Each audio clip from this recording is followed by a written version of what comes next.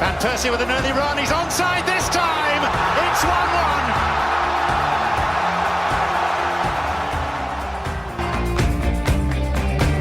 Andre Schürrle, it's 7! It's Mario Götze! What a goal! What a goal to win a World Cup! Hello again and welcome to the Beermat World Cup podcast, day number 5. We are getting ready for the big game tonight, which will feature everyone's favourites, Tunisia, taking on the relative minnows of England. There's been one game completed today already. There's actually a game in progress. I'm sort of watching the closing stages of that. We'll get to it in a second. But first, we have Sweden and South Korea, finished 1-0 Sweden. And obviously VAR being at the centre of... Oh, I'm not even going to use the word controversy, other than to explain I'm not going to use it. Who knew? But the centre of attention, definitely. The thing for me about this is I actually think it's fit in a lot easier than people thought, and I mentioned this a couple of days ago. The only people moaning about it, realistically speaking, are those that didn't like it or just the concept of it, they just don't like it already. They've made their minds up regardless of how it works, and unfortunately for us, a lot of those people happen to work in high prominent football media jobs right now for ITV or the BBC, and we have to bear the backlash of that by constantly listening to inane chatter. And the questions I are interested in, and just as I pause for breath there, Romelu Lukaku makes it 3 for Belgium, so I think it's fair to say that when I come to analyse that, it might not have changed too much. If Panama have actually made it 3-3 by the time I get there, then my voice may go up an octave. Getting back to Sweden and South Korea. Right, the questions I want to know are, the referee stopped play, which is what I was told wouldn't happen.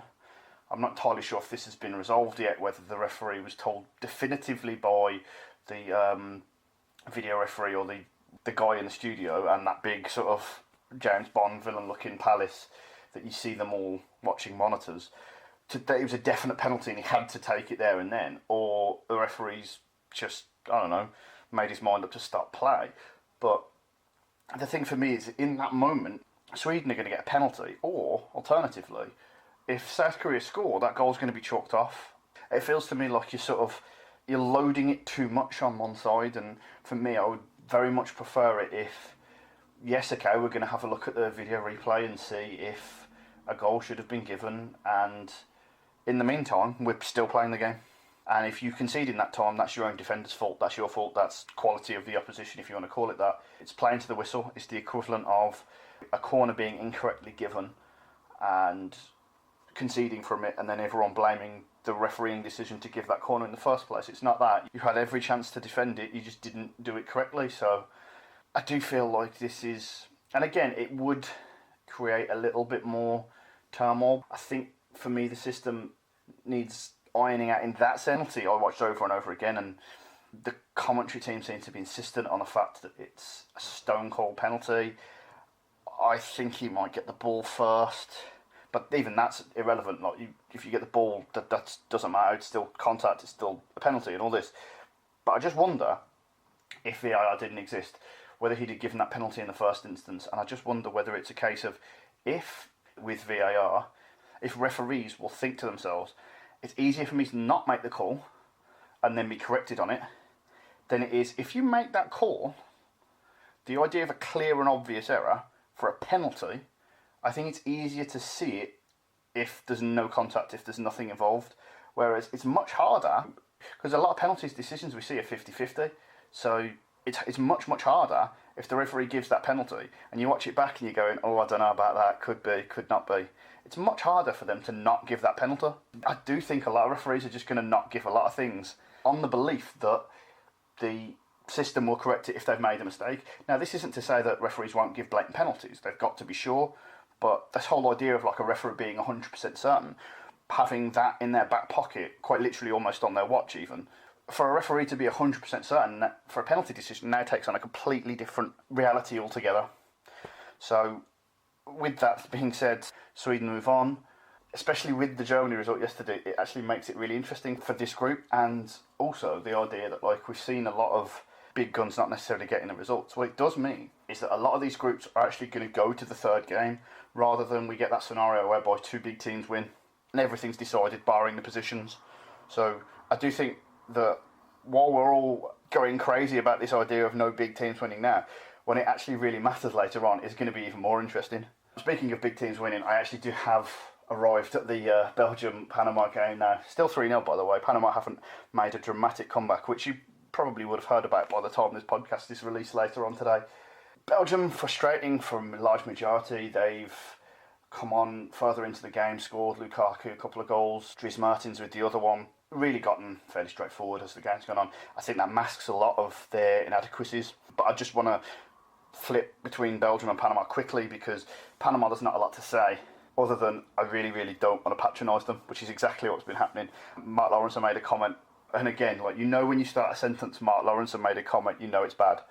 But he made a comment after the second goal about how Panama won't have even seen goals of that quality, and I just rolled my eyes and you just think, yes, it's their first World Cup, yes, they've defended okay, yes, they didn't really necessarily look like getting anything from this game, but just can we hold off with the pats on the head in previous ones? He's relying on really, really good players to do really, really good things, and they've done that today. But tactically, I don't think there's any. It doesn't appear to be any plan short of we've got 1 or 2 or 3 or 4 really good guys up front. Give it to them. I mean that works. I'm not a football manager, maybe. I just don't know if it works in reality. I don't think there's a proper plan.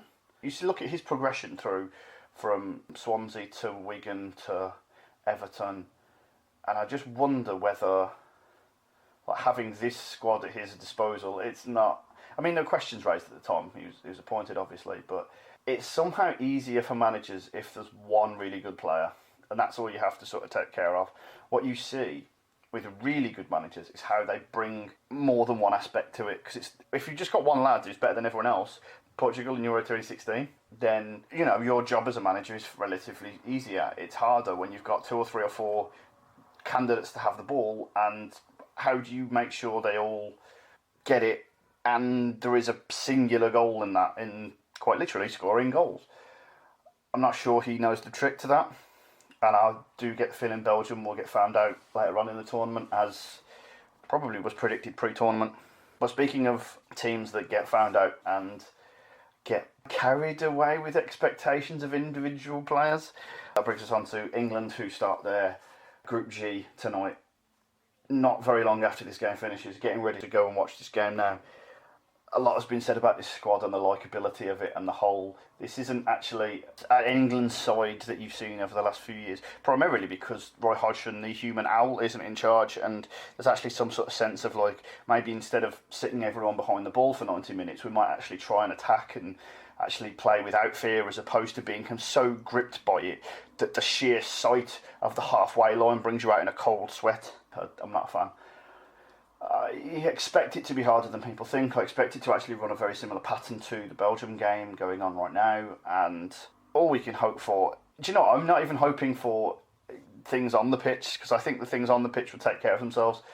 My worry is that there's certain characteristics of why I don't like England in the first instance, or why I haven't liked England in the past, which is some of the people in the stands, or when you're watching games and they're, I don't know, over the topness, shall we say, the things they may chant, the things they may say, that can sort of rub you the wrong way and make you be like, oh, I'm not really sure I want to jump on that bandwagon, because it's full of people that like are obsessed with military conflict that happened far too long ago for us to still be singing about it like we're really proud of that, and just general buffoonery. As far as on the pitch, as I said, I actually think that's going to take care of itself. I'm actually really looking forward to a good open game of football. I know a lot of people say this all the time now, but if we could just separate the politics from the football, that'd be great. And the problem is with England, especially with like Sterling versus the media and that, it's really hard to do. I hope we see some good football and England come away with whatever it is they deserve to come away with at the end of the 90 minutes. That's fairly diplomatic. That's not too bad. I'll take that. I'll get back to you at the end of the game, and we'll see how really, really, really unwise it was for me to just get... Like, we'll see the optimism drain completely. It will be like, I want these to lose 10-0 every game now. This is doing my head in. Alternatively, we're definitely going to win the World Cup. So, well, that was eventful. I was expecting something a bit more straightforward, a bit more, dare I even say, professional. But when do you get uneventfulness from England in the last 10 years? Oh wait, it's the entirety of Roy Hodgson's reign. Whatever anyone wants to say, the idea that any of that was worse than what we've seen for the last 8 years, 6 years is absolutely insane. First half, I think from a basic standpoint, the whole thing would have been an overreaction, and the whole thing is an overreaction because that last gas goal sort of revives these hopes of, yeah, you're going to win it all, nothing's going to stop us. And the 1-1 would have been, oh my God, worst team ever, we're definitely going to sack Southgate and disappear into the depths of hell because no one of our players are good. There is a sort of middle ground there, and that's where I come to this from, because even before the goal winning, I actually thought England, whilst weren't at their best, weren't terrible. This is a very, very comparable game to Brazil versus Switzerland. The thing I need to say is the bench and the set pieces. Yesterday, I made a comment about Neymar letting Coutinho take set pieces, and it's Ashley Young on them. Oh, hello, that's not ideal. And also, when you need to change a game, and your first two choices are Rashford, fine, fair, granted, and he did actually look really good when he came on. And Loftus-Cheek, again, fine, fair. I don't mind that, but it's not those sort of drooling, yes, oh, you're fucked now sort of substitutions you'd expect in a game like this. Question for Southgate, actually, why Vardy doesn't come on at any point. I'm intrigued to see where he lies within his plans, if he's not going to appear there at any point to be some sort of second striker and do some damage, be quite literally a menace to everyone around him, which he normally is. I said that my enthusiasm may wane, and unfortunately that's been the case, because I've had to watch the commentary and the hype and this and that, and it's been, oh, VAR screwed us, the referees screwed us, and it's like, first and foremost, what is Walker doing? Regardless of whether the replay should have saved England or not, ask the defender the question, why are you doing that? What advantage do you have to gain? It's a stupid move. It genuinely can't be explained. The penalty decision can be explained. His decision cannot. And for a lot of the second half, it becomes very much like a Championship versus Premier League side in the FA Cup, maybe. I think there were signs, there were glimpses in the first half. And again, there were echoes of the Brazil game here, because there were times in that first half where you thought, oh shit, England are going to put this on, which is not something you said for a very long time against anyone in tournament football.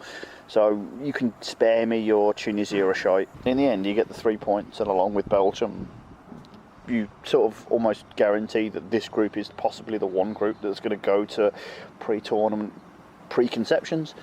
And I think that now, actually, especially with everything else, all the other quote-unquote wackiness that's going on with the group stages, the England-Belgium game could actually come down to who wants to throw it more.